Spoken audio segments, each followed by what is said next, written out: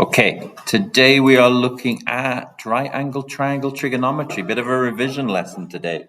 We need to make sure that you remember how to use Pythagoras' theorem, how to use the trig ratios, how to solve and find unknown sides of right angled triangles. All of our triangles today are going to be right angled, and we're going to use the trigonometric ratios to solve problems using angles of elevation and depression. Let's have a look. So first up, example number 1. Calculate the length of AB. So where is AB? AB is going to be here. We need to calculate this length in the right angle triangle. How do we do this?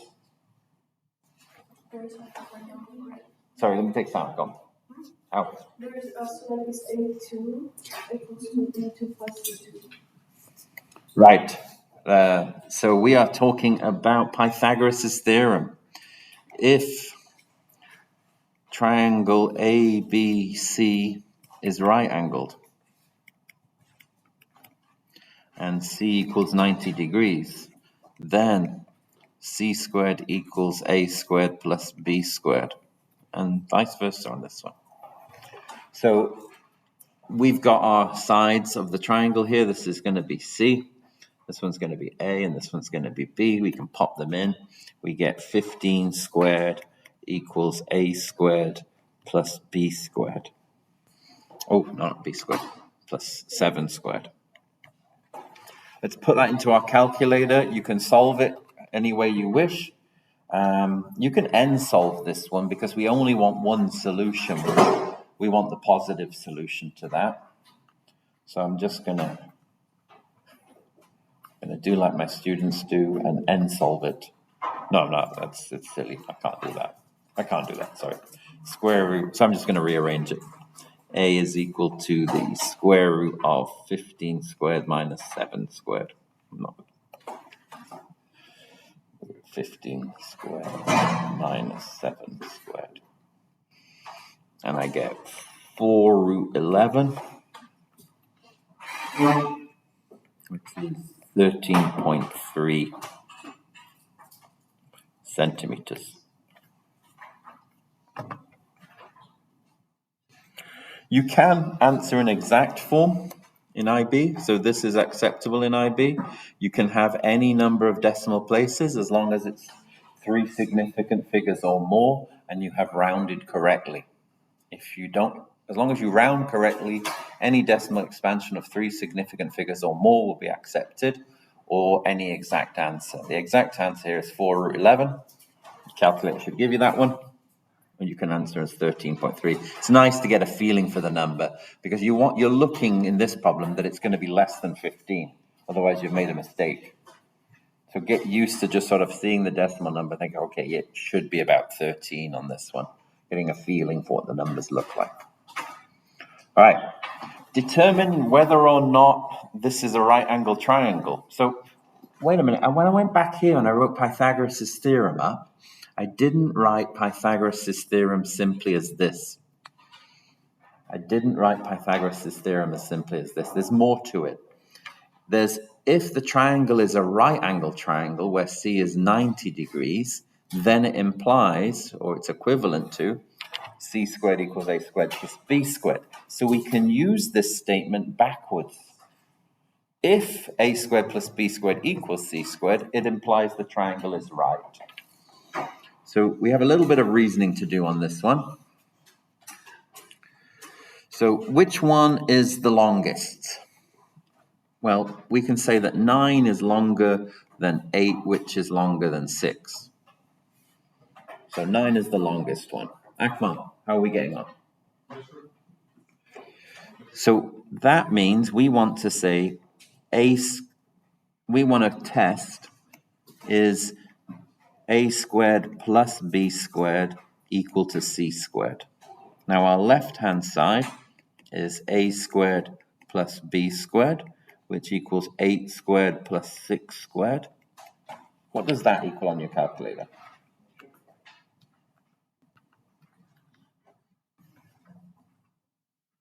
What's it? I think that equals 100. which our right-hand side is equal to c squared, which equals 9 squared, which equals 81. The left-hand side does not equal the right-hand side. What does that mean? This implies not a right-angled triangle. On the calculator, can we just do 9 squared equals 8 squared plus 6 squared? Yeah, True or false? so try that on your calculator. If you type it in as an equation on your calculator, you've got the equal sign on the top left next to near the 7. If you type it in, 8 squared plus 6 squared equals 9 squared, it will give you the answer false, which means this is not true. But it's a little bit easier to show it looking at it like this, just how to structure it on your page. Okay, Sam's vegetable garden is a triangle. His plan shows the plot, a right angle triangle. Sam measures the sides of his vegetable garden. Show that the plot is a right angle triangle. Have a go at this one now for yourself.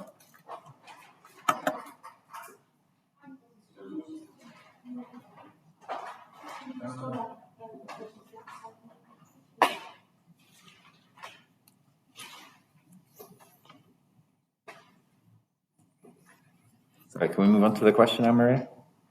Yep, you got it?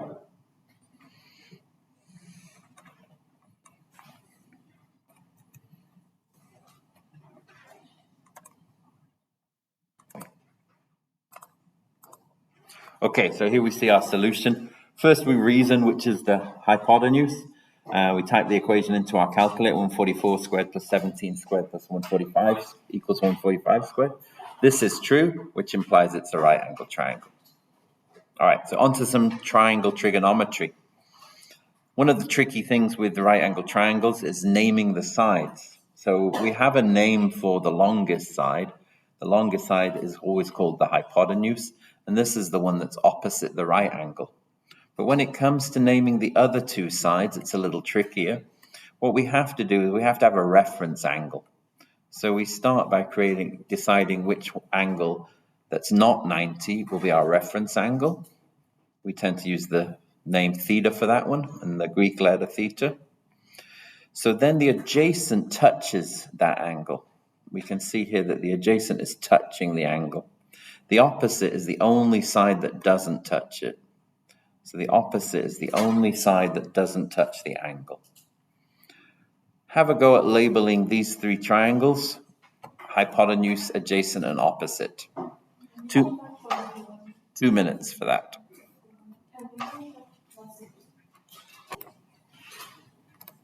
Okay, let's have a look at our answers here on this one.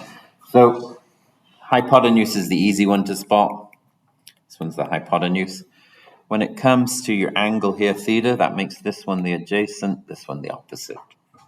We've got our angle here, so this one's the opposite, this one's the adjacent. There's our angle. This one's the adjacent, this one's the opposite.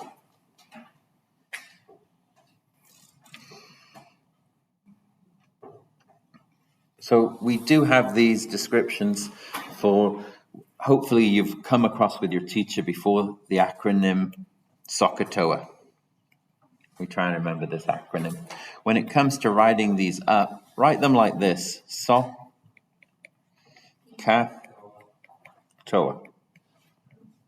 I like them little triangles like this. I don't know if you've had me, I write them in volcanoes because I tell the story of Krakatoa as a way of remembering the acronym. So we can use these. I'm going to show you how to use these to solve a problem. So what we need to do is to find the size of angle A in the triangle ABC. So our first step is to label up some sides. What are we after? We're trying to find the theta here. So here we've got theta. We've got 3 sides to this triangle, so it doesn't matter which ones we use. I'm going to choose to use any of the 3. I'm just going to randomly pick these 2 in order to find our angle. The 2 that I've picked randomly are the opposite and the hypotenuse. So from our SOHCAHTOA, like this, if we write SOHCAHTOA, which sides do we have and which ones do we want? Well, the sides that we have is the opposite and the hypotenuse. Opposite and the hypotenuse. We wish to find an angle. That's represented by sine, cosine, and tangent. Only one of these triangles is complete, this one. The other ones have a bit missing. In this question, we actually have that information, but I'm only going to use 2. So I'm going to use sine. If I wish to find the sine of the angle, it's going to equal the opposite over the hypotenuse. So the sine of the angle is equal to the opposite, which is 3, over the hypotenuse. This means that the angle itself is the inverse sine of 3 over 5. And we can put this into our calculator. At this point, you can choose to either solve this equation or just write this expression into your calculator. Both will give you the correct answer. Make sure at this point that your calculator is in degrees. Look in the top right corner of your calculator that should say deg, not rad. Just click on that and it will toggle between the two of them. And then we'll try sine inverse of 3 over 5.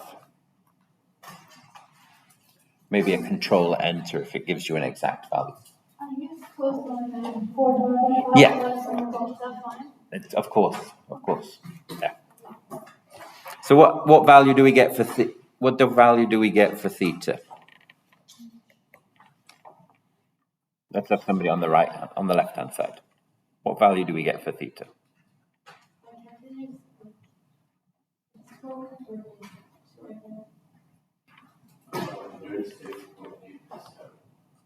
Three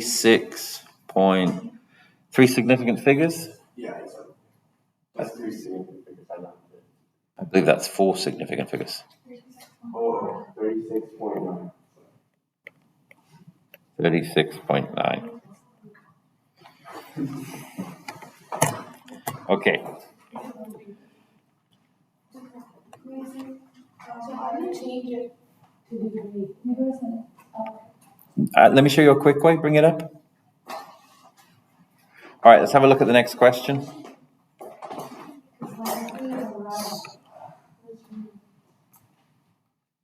So here, when you get your cursor, point to that and just click on it. Oh, okay. Thank you. Okay, so we got a right angle triangle. We are going to try and find the length of GH. So GH is here. We're after that length. We are given this length and this angle. So let's label up the bits and pieces that we have. We have the hypotenuse. Which side do we want?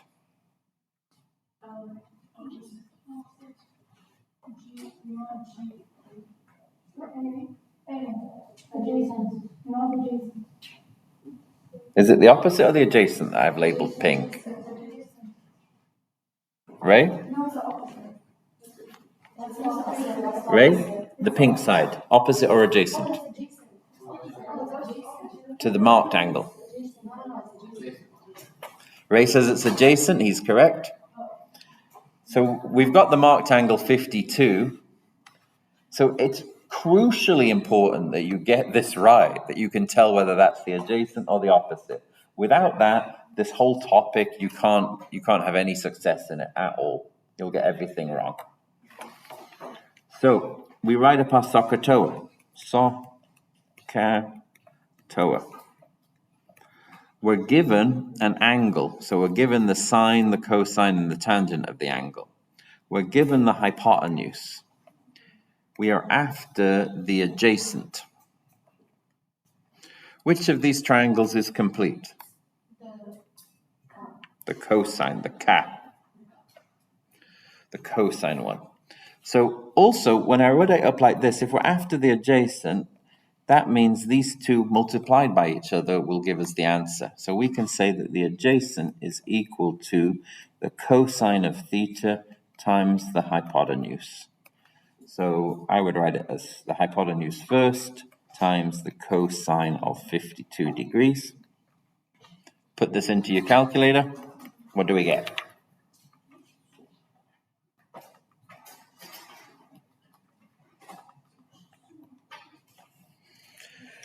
Let's have somebody over there, not IPEC. Somebody in that direction, not IPEC. Give me the answer. Maria, get your calculator going. 8.62. What's the units?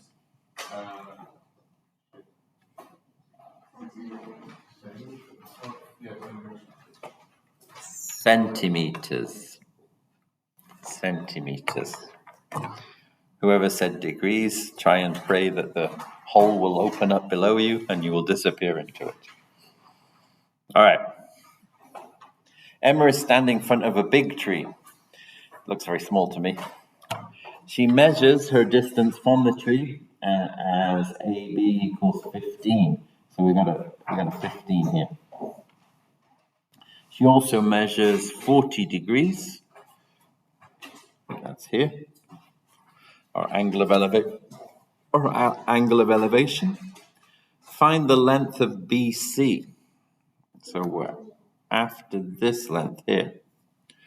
State what other information Emma needs to calculate the height of the tree. Okay, so we are given this one and the angle. So AB, is that the hypotenuse or Maria? This one is the adjacent. The pink one, what is it we're after? The opposite, brilliant. So we write up our SOHCAHTOA.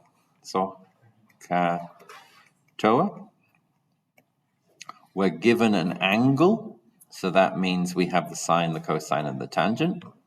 We're given an adjacent, and we're asked to find the opposite. Which triangle is complete? Tangent. So the formula that we wish to use is that the opposite is equal to the tangent of theta multiplied by the adjacent. So if the adjacent is 15, write it this way around, theta times tan 40. What do we get?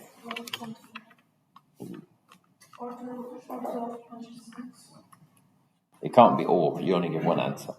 Which one is it going to be? 12.6. So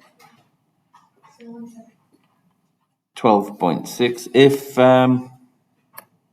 If this length here is in meters, then this one should also be in meters. What's the height of the tree?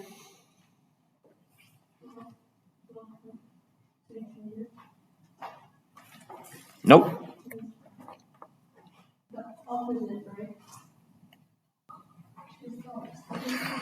What other information does Emma need in order to calculate the height of the tree?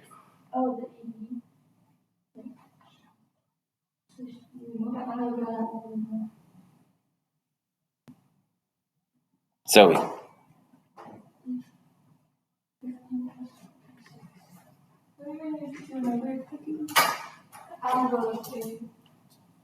We don't have the height of the tree yet. What's missing?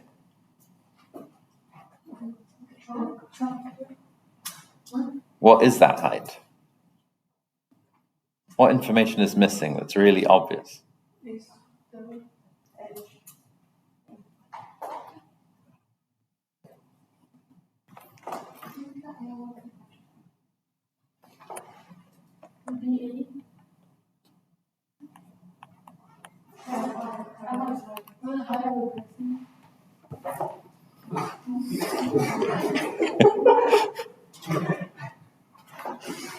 What information is missing? Emma's height, or at least the height from the ground to Emma's eye. We have to add that in order to find. Do you like my little sketch of the little girl standing there? Okay, thank you. I wanted to gender her, so that's okay. So we need to know how high from the ground to Emma's eye, and then we would have the height of the tree. We would just add it on. It's a commonish problem, that one. It's a commonish problem. Okay, so angles of elevation and depression. So just some key words here that we need to learn. An angle of elevation is the angle as you look up at something here. The angle of depression is the angle as you look down on something, like this one. Is it always like from the ground? An angle of elevation is, so from the horizontal, elevation is as you look up from the horizontal. Depression is as you look down from the horizontal. It doesn't matter where you're stood. It doesn't matter where you're stood, yeah. So if you're stood on the ground overlooking a large quarry, you could have an angle of depression into the quarry. If you're stood up on a cliff and you're looking down onto the sea, it's an angle of depression, yeah. So an angle of elevation is the angle between the horizontal and the observer's line of sight looking upwards, an angle of depression between the horizontal and the observer's line of sight looking down. Ooh, this problem causes some difficulty. I'm going to give you 5 minutes for this one. We need to find the height of the building. I will pause my video here on this one.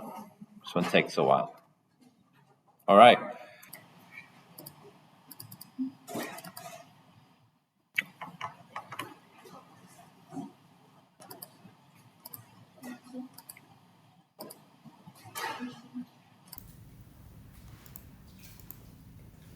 All right.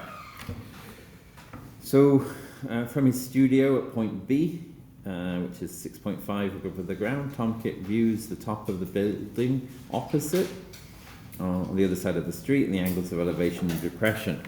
So the angle of elevation is 55 and the depression 18. So add those in. So we've got 55. We've got 55 here and 18 here.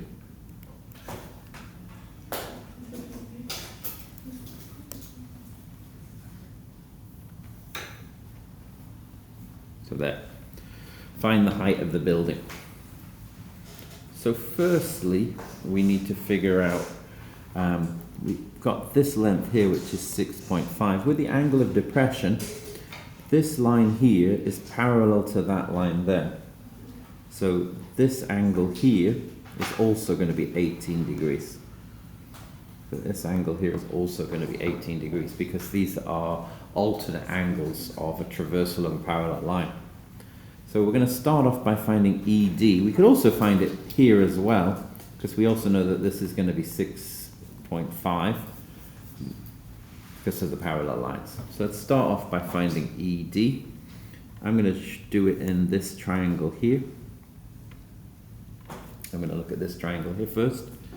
And ED is going to be the adjacent. This is going to be the opposite, and our angle is 18 degrees. So I'll do my SOHCAHTOA. SOHCAHTOA. In this case, I'm given an angle. So I have the sine, cosine, and tangent. I'm given the opposite. And I'm asked to find the adjacent. So that means I'm going to use a tangent function. Now the adjacent is going to be the opposite divided by the tangent.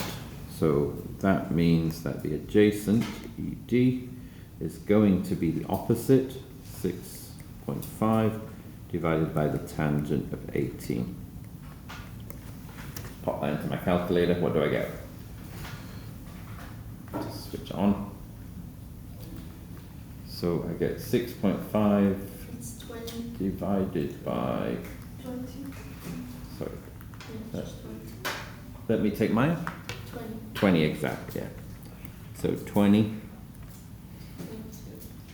meters. So I've got that one. If this is 20, then this length here is also 20.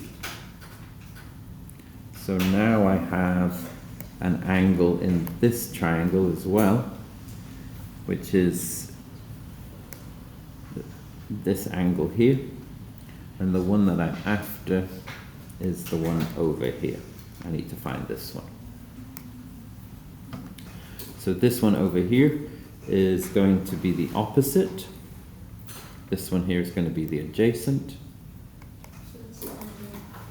So So it's tangent again. Typically with angles of elevation and depression questions, it's always the tangent. You're very rarely ever finding the hypotenuse. You're finding the height of something, you're walking along the ground. The only question I found where it wasn't tangent was where you've got a zip line or a guide line that's been you're trying to find the length of the cable going up, if you imagine holding something up. But almost always it's a tangent question. So we want to find the opposite. I'll just do another Sokotoa. So we've got Sokotoa. And in this case we are given the adjacent. So we know it's going to be tangent. We're given the adjacent. We're after the opposite. So we can say that the opposite, which is BC,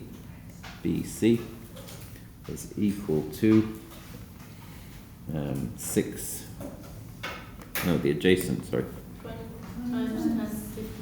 20 times tangent 55. That's 28.6. So times by tangent of 55. What did we get, Maya? 28.6. 28.6, that's correct. Are we done yet? You add that to 6.5, right? Yeah, we are asked in the question clearly to find the height of the building to 2 decimal places. So we'll take that value there and we will add to that 6.5. So the height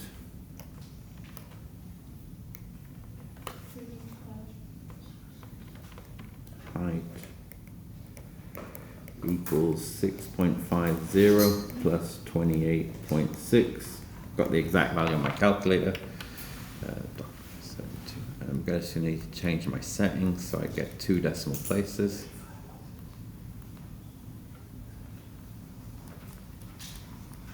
I get 35.07. Why Okay. isn't it 6? Because it's 35.063.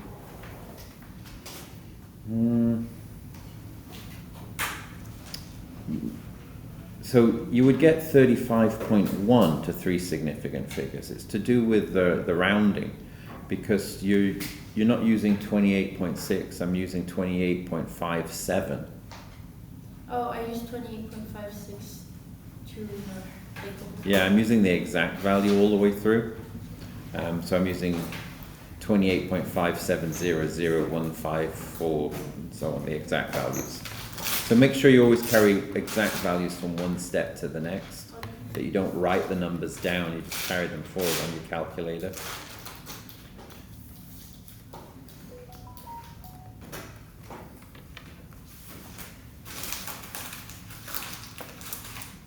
Okay. That is it for today. Have a go at exercise 1G, 1H and 1I.